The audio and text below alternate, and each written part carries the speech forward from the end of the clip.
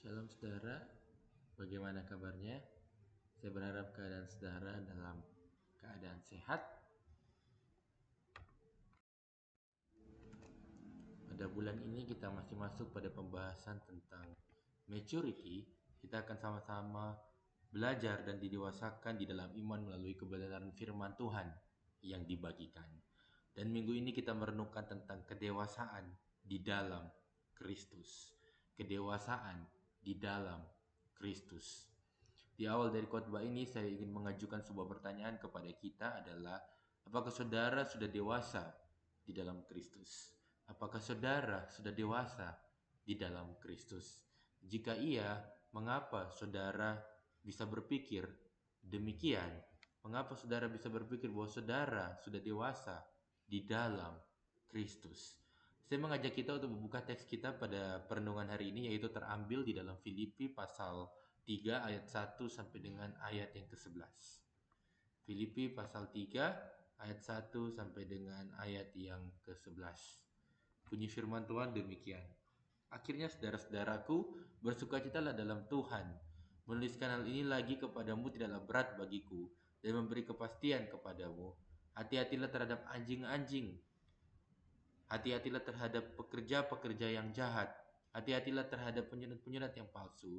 Karena kitalah orang-orang bersunat yang beribadah oleh Roh Allah dan bermegah dalam Kristus, dan tidak menaruh percaya pada hal-hal lahiriah. Sekalipun aku juga ada alasan untuk menaruh percaya pada hal-hal lahiriah. Jika ada orang lain menyangka dapat menaruh percaya pada hal-hal lahiriah, aku lebih lagi.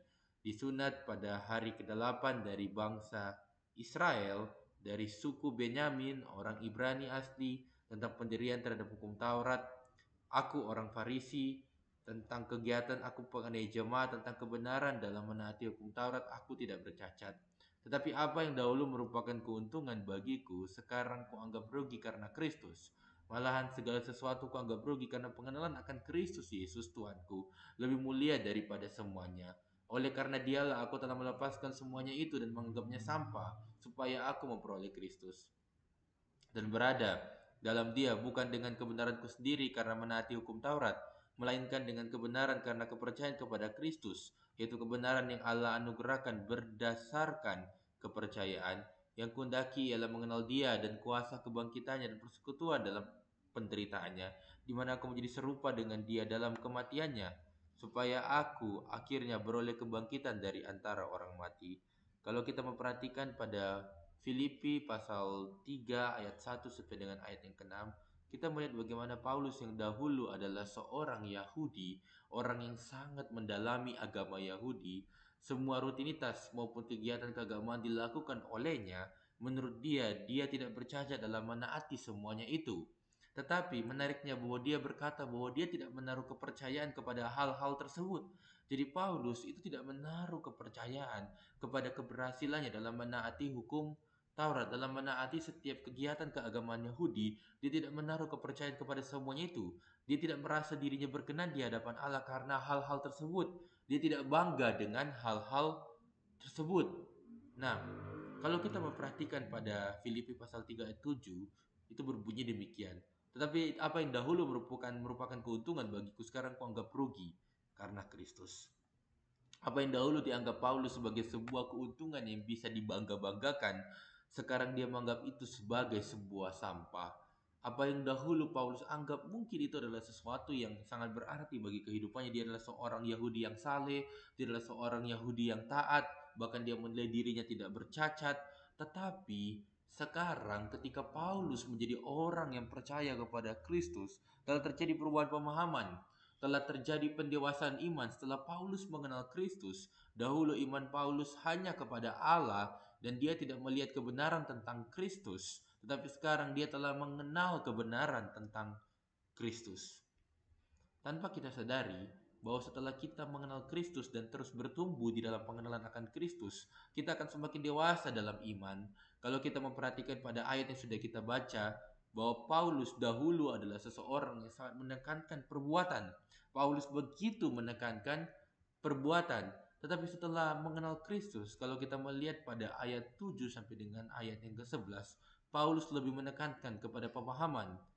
Sehingga dari sini saya ingin mengatakan sebuah kalimat seperti ini. Pemahaman akan kebenaran Kristus jauh lebih penting daripada perbuatan yang kita lakukan untuk Kristus. Pemahaman akan kebenaran Kristus jauh lebih penting daripada perbuatan yang kita lakukan kepada Kristus. Kenapa demikian? Kalau kita melihat kepada Alkitab, Alkitab memberitahu kita bahwa perbuatan baik kita hanya seperti kain kotor di hadapan Tuhan.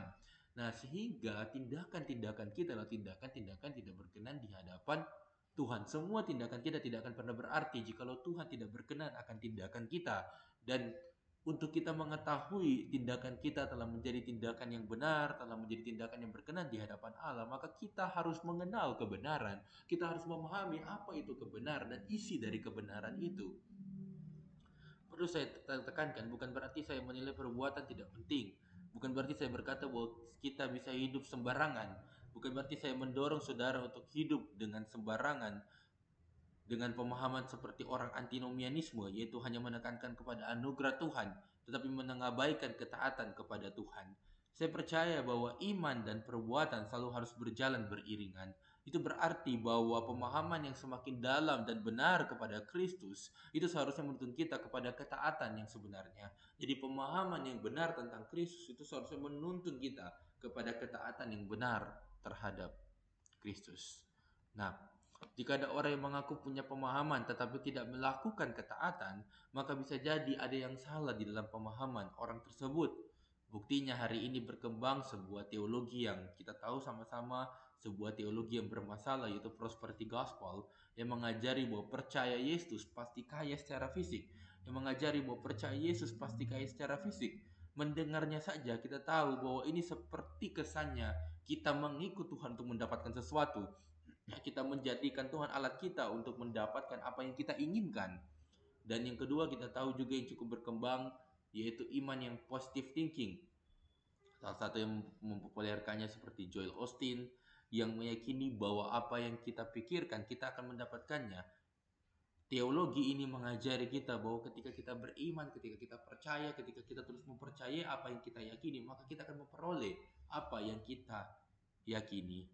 Tentu saja ini merupakan pemahaman yang salah dan ini mendandai ketidakdewasaan di dalam pengenalan akan Kristus. Karena pengenalan akan Kristus yang benar seharusnya tidak membuat kita mempercayai prosperity gospel maupun tidak membuat kita mempercayai iman yang positive thinking.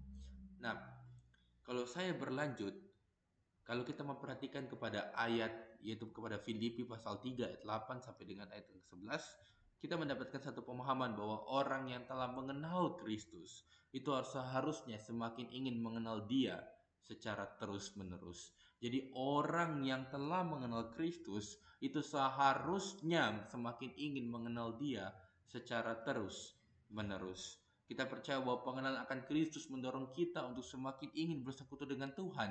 Kita semakin ingin melekat kepada Kristus. Ketika kita semakin mengenal Kristus, seharusnya kita ingin semakin nempel, kita ingin semakin melekat kepada Kristus selalu di dalam kehidupan kita. Dan dari seluruh pembahasan ini saya ingin menyampaikan sebuah pesan bahwa kedewasaan di dalam Kristus hanya akan terjadi ketika kita semakin mengenal Kristus. Tanpa pengenalan akan Kristus tidak mungkin kita menjadi dewasa di dalam Kristus.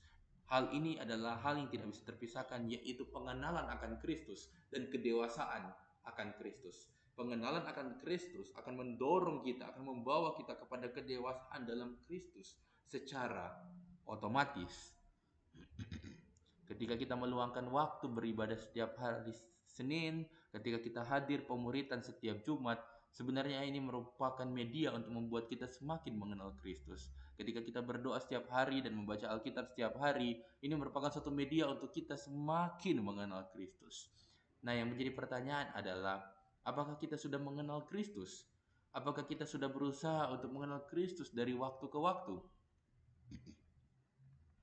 Karena Injil, kita yang berdosa dan seharusnya binasa, itu diizinkan oleh Allah untuk datang kepadanya. Tabir bait suci yang terbelah dua yang dikatakan dalam seluruh Injil sinoptik, Matius 27 ayat 31, Markus 15 ayat 38, dan Lukas 23 ayat 45, itu memberitahu kita bahwa tidak ada lagi pembatas yang bisa memisahkan kita dari kasih Kristus. Kiranya renungan ini mendorong kita untuk kita semakin ingin mengenal Kristus Karena kedewasaan di dalam Kristus itu tidak akan pernah terjadi jika kita tidak memutuskan untuk mengenal Kristus di dalam kehidupan kita. Amin.